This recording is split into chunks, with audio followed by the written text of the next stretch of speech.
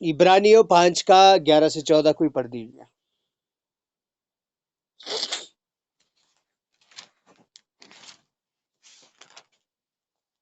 कोई पढ़ दीजिए।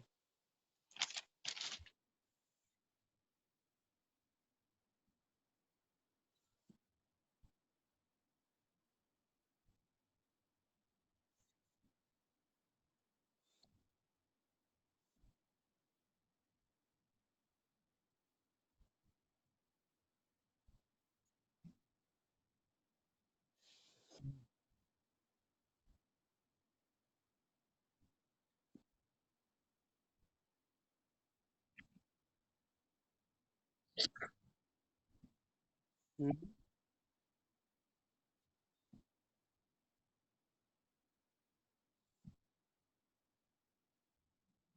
हाँ, अन्न किसके लिए है? सियानों के लिए है ना, बच्चों के लिए अन्न नहीं है। और इसमें कौन सी आयत पढ़ी थी हमने? किसी ने लिखी हुई है, याद है किसी को? हाँ,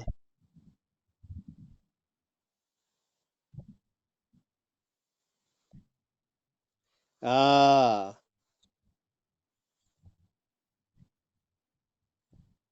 पहला कुरिन्थियों 2 का 6 पढ़ दीजिए।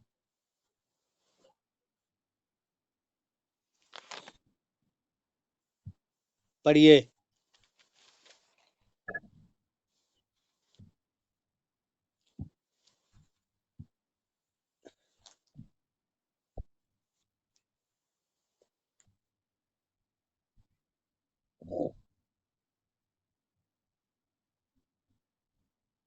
हाँ, सिद्ध मनुष्य में हम ज्ञान पाते हैं। किसका? ये इन आयतों को मैंने सिखाया था, परमेश्वर के ज्ञान को हम पाते हैं। ठीक है। इस संसार का नाश होने वाला ज्ञान नहीं है, बल्कि जो परमेश्वर देता है। अगली आयत भी पढ़ो, 9 का कितना था? 14।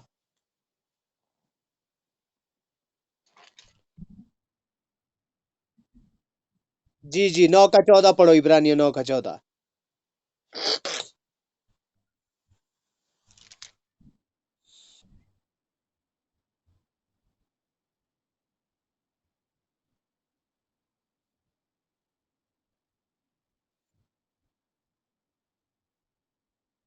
हालेलुया। अभी बंद करे माइक। शिव कुमार भाई, भाई शिव कुमार माइक बंद कर दो। अभी ये सुनेंगे ही नहीं, रुकिए मैं यहीं से इनको म्यूट करता हूँ। Okay right. ओके, देखो इसमें जो हम मेन बात क्या सीख रहे, और ये 6 का 1 भी पढ़ दीजिए, 6 का 1 और 2।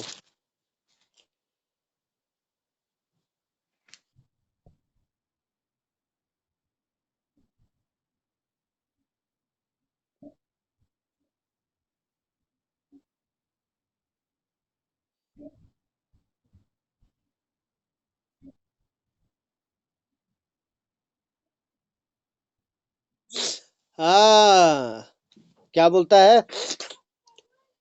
आदि की शिक्षा, आरंभ की शिक्षा को छोड़कर सिद्धता की ओर आगे बढ़ते चले जाए। है ना? काय की ओर आगे बढ़ते चले जाए? सिद्धता की ओर आगे बढ़ते चले जाएं। उन्हीं कामों में फंसे ना रहे हम। देखिए, कई बार क्या हो जाता है, चंगा करता है यीशु, चंगा करता है, सब कुछ करता है यीशु, आशीष देता है, सब कुछ करता है। ठीक है, शुरू शुरू में इन बातों से बहुत खुश होते थे, अभी इन्हीं बातों से खुश ना होते रहे, बल्कि अपने आप को सिद्ध भी करे स्वर्ग जाने के लिए। समझ आ रहा है ना? इन्हीं बातों से खुश ना होते रहे। जैसा लूका, लूका 19 10 का 34 है शायद। हाँ, उसमें क्या लिखा है? ये अधिकार तुम्हें मिले हैं, सारी शैतान की शक्तियां तुम्हारे अधिकार में है, तुम्हारे पांव के तले है, लेकिन इस बात से खुश नहीं होना। ये खुशी की बात नहीं है, बल्कि खुशी की बात मालूम, असल से खुशी की बात क्या है कि तुम्हारे नाम स्वर्ग में लिखे जाए। असल से खुशी की बात बोलता, खुश इन बातों से नहीं होना कि तुम दुष्ट आत्माएं निकाल रहे हो, खुश इन बातों से नहीं होना कि शैतान की ताकतें तुम्हारे अधिकार में है, लेकिन खुश इस बात से होना कि तुम्हारे नाम स्वर्ग में लिखे जाए। हालेलुया। तो प्रभु के लोगों, हमें अभी देखिए, मैं एक छोटा सा उदाहरण देता हूं ना। बच्चे को आप एक कार लेके आओ छोटी सी, बड़ा खुश होता है ना, पता है ना। खिलौना लाओ उसको, बड़ा खुश हो, उसकी खुशी का ठिकाना नहीं है। वो सोचता है उस समय मुझे दुनिया का सब कुछ मिल गया। एक कार लेके गए आप उसको, तो उसको क्या लगता है, मुझे दुनिया का सब कुछ मिल गया। अब आप लोगों को एक कार लेके आई जाए, खुशी होगी आपको? है? मैं अगले हफ्ते आऊं कलीसिया में, ये लो सबके लिए मैं 50-50 रुपए के वाली छोटी कारें ले आया हूं, लो जी कारें। खुश होएंगे? उसमें से खुश कौन होएगा? एरॉन, वो बड़ा खुश होएगा। बाकियों को खुशी नहीं मिली। कारण क्या है? आपको उस कार से खुशी क्यों नहीं मिल रही? क्योंकि आप बच्चे नहीं रहे, आप बड़े हो चुके हैं। आपको वो कार नहीं चाहिए। और अभी भी यदि आप 25-30-30 साल के हो गए, 40 साल के, अभी भी एक कहीं सड़क बना के छोटी सी कार चला रहे, बेड के ऊपर से छोटी सी कार चला रहे, खेल रहे, कैसे लगेंगे? सीटी ले आई, आपको सीटी पे जा रहे पूरे दिन घर में, है?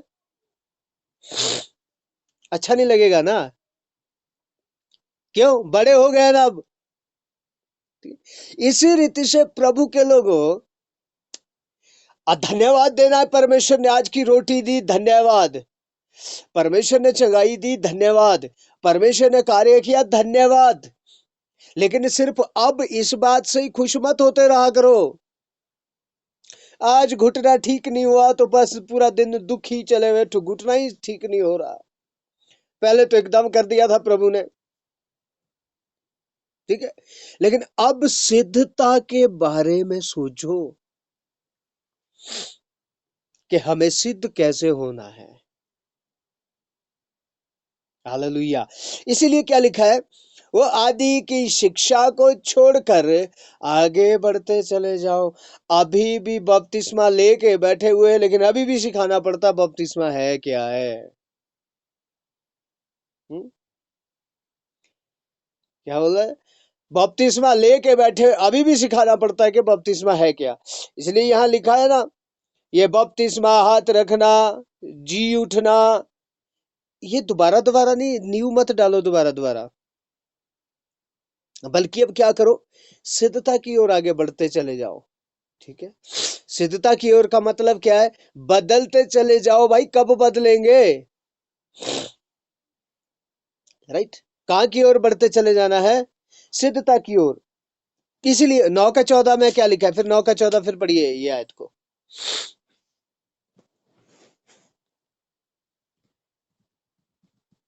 इब्रानियों 9 का 14, जल्दी पढ़ो, जल्दी पढ़ो कोई।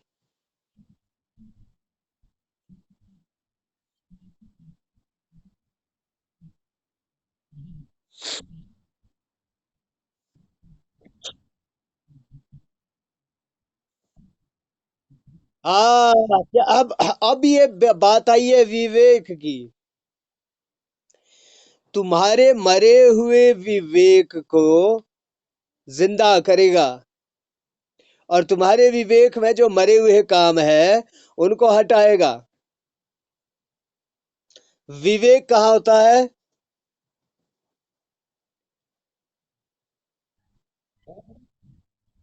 यस, विवेक कहाँ है? आत्मा में। राइट।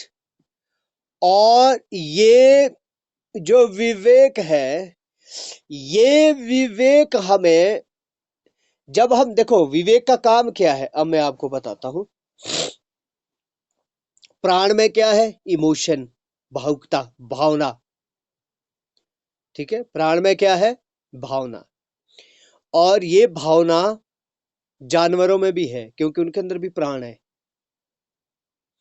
लेकिन जानवरों में विवेक नहीं है, क्योंकि उनके अंदर आत्मा नहीं है।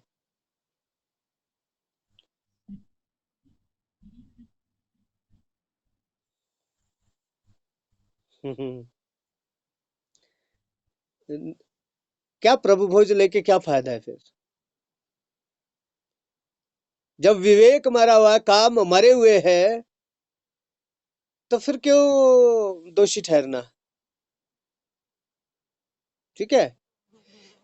अभी देखिए, अभी विवेक के बारे में थोड़ी बात करते हैं। प्राण, हाँ जी, मैं बिल्कुल, मैं अभी समझा रहा हूँ आप लोगों को, सब मैं पूरा विवेक के बारे में आपको बता रहा हूँ। देखिए, प्राण में क्या है? इमोशन, है ना, भावनाएं, निर्णय लेने की ताकत। प्राण से ये दिमाग चलता है, प्राण से ये इंद्रियां, आंखें चलती है, प्राण से हम ये स्वाद, जो इंद्रियां है ना, 5 इंद्रियां है शरीर में, लेकिन ये इंद्रियां भी काम तभी करती है जब प्राण हमारे शरीर में चल रहा है। राइट। अब देखिए, अब क्या होता है? प्राण में भावना है, हमारा कोई अपना जाता है, हमें बड़ा दुख होता है ना? दुख होता है ना? आप गाय बेरा देखो, उनका बछड़ा मर जाता है, बड़ा दुख होता है, उनको रोते हैं। कुत्ता दुख करता है, बिल्ली दुख करती है, सारे जानवर क्या करते हैं? दुख करते हैं खोने का, है ना?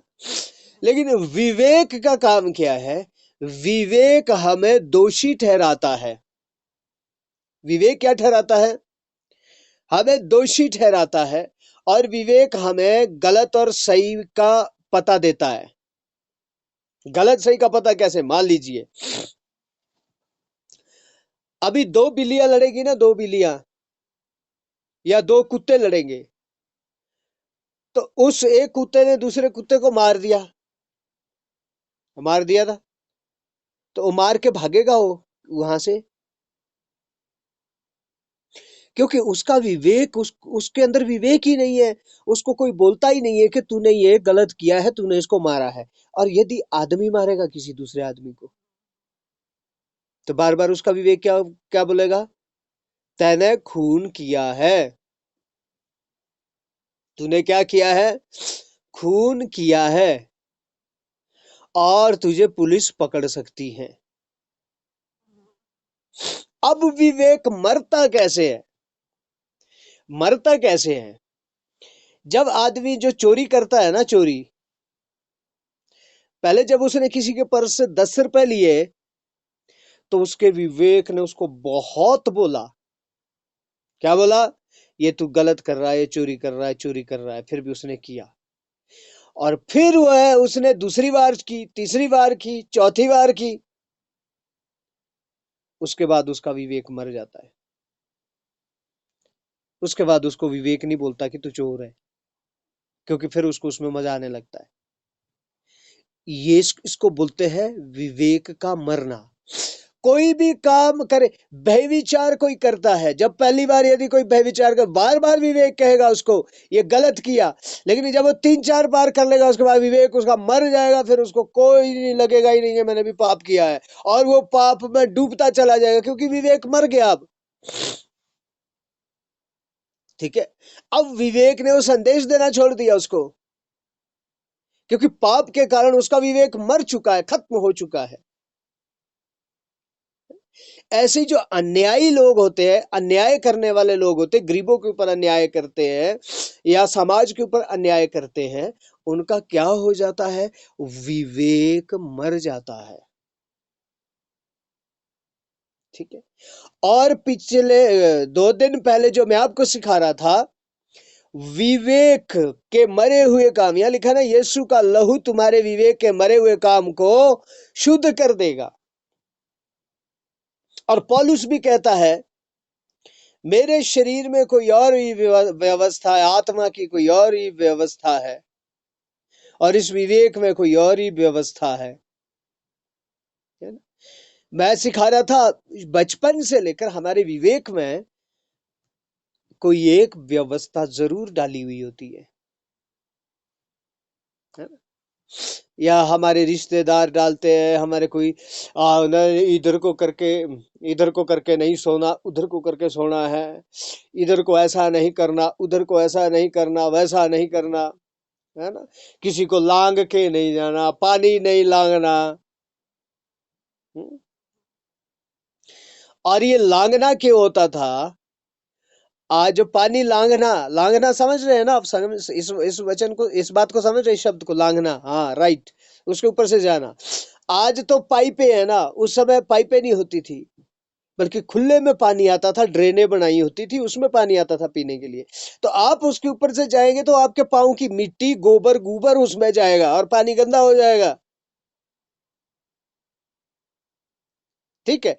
तो ये कुछ व्यवस्थाएं इसीलिए भी थी, ये बनाई हुई कुछ सही तरीके के लिए भी थी, है ना? तो अब देखिए, अब विवेक में ये व्यवस्थाएं डाली हुई थी, लेकिन अब जब हम मसीह में हैं तो हमें इन व्यवस्थाओं से दूर होना है। मेरे साथ एक आयत पढ़ दीजिए, कलूसियों की पत्री, उसका 3 अध्याय निकालिए। कलूसियों,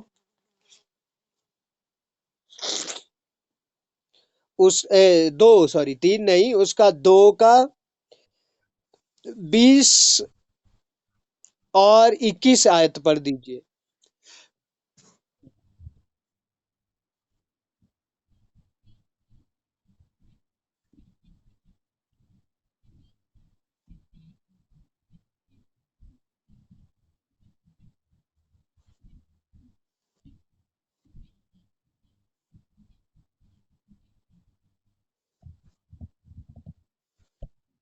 हाँ, समझ आया?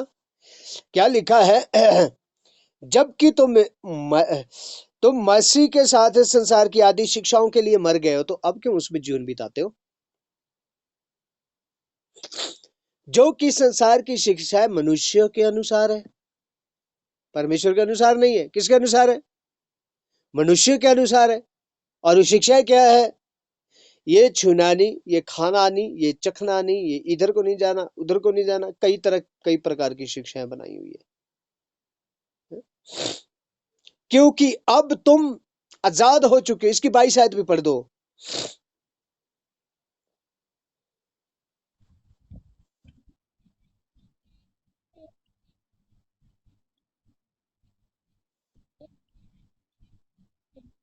हाँ, ये मनुष्य की आज्ञाओं और शिक्षाओं के अनुसार है। इसमें बहुत सारी आयतें हैं, मैंने बहुत बार सिखाई हुई है।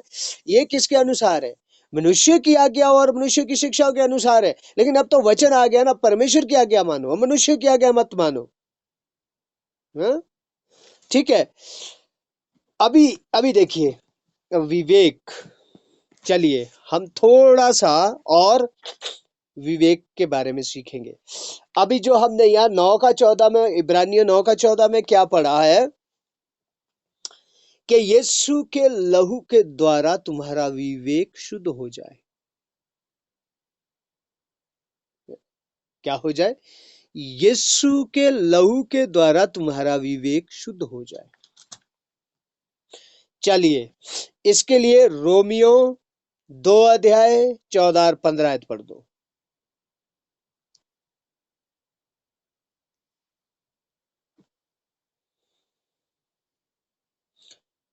जल्दी जल्दी पढ़ो, कोई रो।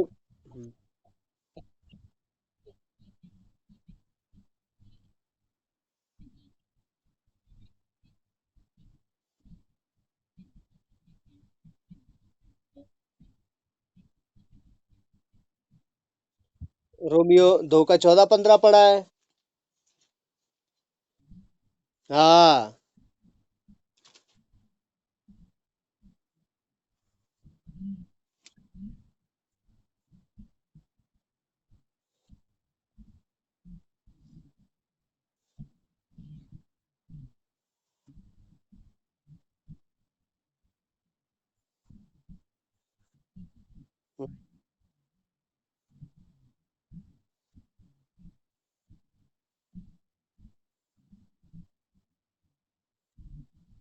हाँ, आमेन। यहाँ क्या लिखा है देखो, फिर जब अन्य जाति लोग जिनके पास व्यवस्था नहीं, स्वभाव ही से व्यवस्था की बातों पर चलते हैं। यहूदियों इसराइलियों के पास व्यवस्था थी ना, जो मूसा को दी थी परमेश्वर ने, लेकिन अन्य जातियों के पास तो व्यवस्था नहीं थी, लेकिन वो विवेक के अनुसार उन्होंने एक व्यवस्था बनाई हुई थी, है ना। हमारा विवेक कई बार बोलता है यार ये उसने गलत किया, ऐसा नहीं करना चाहिए, वैसे ये सही नहीं है। ये कौन बोल रहा है? ये विवेक हमें बता रहा है कि वो सही नहीं है। तो उनके अंदर जो व्यवस्था है वो उनके विवेक की थी। समझ आ रहा है ना, विवेक में भी एक व्यवस्था थी, है ना। ये क्या थी? उनके अंदर एक व्यवस्था थी। चलिए नेक्स्ट आयत पढ़िए, पहला कुरिन्थियों 8 का 12। पहला कुरिन्थियों 8:12।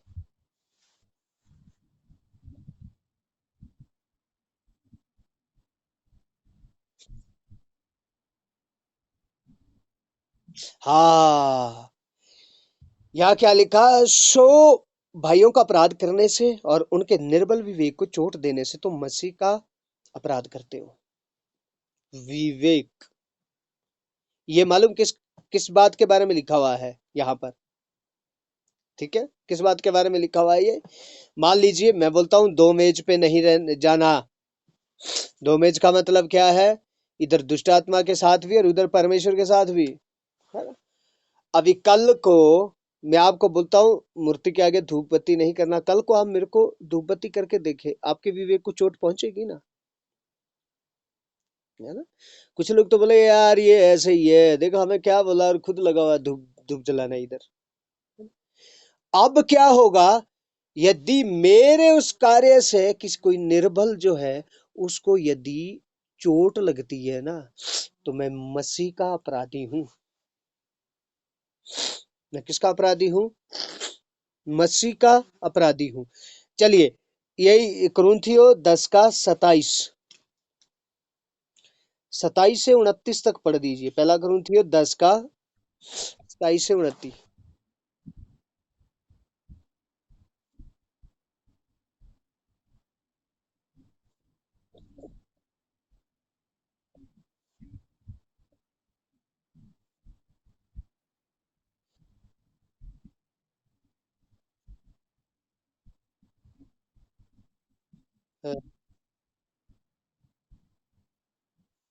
हाँ, मेरा मतलब तेरा विवेक नहीं बल्कि उस दूसरे का, परंतु उस दूसरे का, फिर लिखा है मेरी स्वतंत्रता दूसरे के विचार से क्यों परखी जाए। अब यदि तुम्हें कोई घर में बुला, या प्रश्न क्या था? क्या मूर्ति के सामने का हम खाएं? यह प्रश्न क्या था? ये प्रश्न पे पौलुस उत्तर दे रहा है पवित्र आत्मा की अगुवाई से। लेकिन मैं आज भी कहता हूं यदि मेरा विवेक बोलता है मैंने नहीं खाना, बिल्कुल मत खाइए।